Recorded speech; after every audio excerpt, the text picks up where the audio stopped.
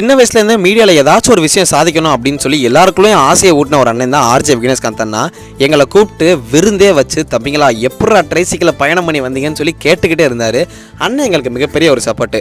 எப்போல்லாம் நாங்கள் சோகமாக இன்ஸ்டாவில் ஸ்டோரி போட்டால் கூட கால் பண்ணி என்ன ஆச்சு தங்கம் அப்படின்னு சொல்லி கேட்பாரு. பிளாக் ஷிப் ஆஃபீஸ்க்கு எங்களை வர வச்சு எங்களுக்கு ரிமெம்பராக ஒரு மெமரபிளான ஒரு ஃப்ரேமை கொடுத்தாரு. இந்த அன்பு கிடைக்க உண்மையிலே நாங்கள் புண்ணியம் பண்ணியிருக்கணும்.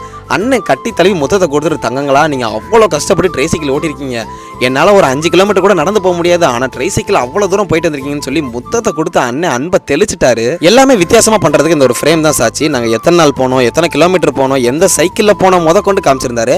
அப்புறம் நம்ம விவேகனெல்லாம் தம்பிங்களா உங்கள் வீடியோ பார்த்துருக்கேன், சூப்பராக பண்ணுறீங்க அப்படின்னு சொல்லி சொன்னாங்க.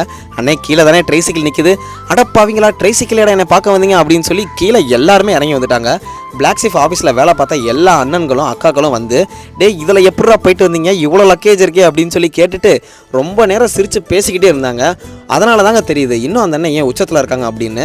அந்த ஏழ்மையும் அந்த அண்ணனோட பாசம் இருக்குது பார்த்தீங்களா. கோடி ரூபா கொடுத்தாலும் இந்த அன்புக்கு முன்னாடி எதுவுமே ஈடாகாது. எப்படா இந்த ட்ரைசிக்கில் போனீங்கன்னு எல்லாரும் கேள்வி கேட்க, அண்ணே இதில் தானே காஷ்மீர் லடாக்கு உலகத்தோட ஹையஸ்ட் பாஸ் ஆன உம்லிங்கா பாஸ் எல்லாமே போயிட்டு வந்திருக்கோம் அப்படின்னு சொல்லி சொன்னோன்னே எல்லாருமே ஷாக் ஆகிட்டாங்க. தம்பிங்களா நீங்கள் வந்துட்டு போன 1 மணி நேரம் தானே நாங்கள் சந்தோஷமாக இருந்தோம்னு சொல்லி ரொம்ப சிரிச்சுக்கிட்டே இருந்தாங்க. பாருங்களேன் அவ்வளோ சந்தோஷமாக எல்லாருமே இருப்பாங்க. கண்டிப்பாக நீங்கள் வரணும் அப்படின்னு சொல்லி முத்தம் கொடுக்க அங்கே அருண் ஒரு கவுண்டரை போட, டே தம்பிங்களா தயவு செஞ்சு நீங்கள் இங்கேயே தங்கிருங்கடா அப்படின்னு சொல்லி சொன்னாங்க. அந்த அளவுக்கு அவங்க மனசில் நாங்கள் இடம் பிடிச்சிட்டோம். அண்ணே விக்னேஷ்காந்த் அண்ணே ரொம்ப லவ் யூ. பிளாக் ஷிப் ஆஃபீஸில் இருந்து எல்லாருக்கும் லவ் யூ.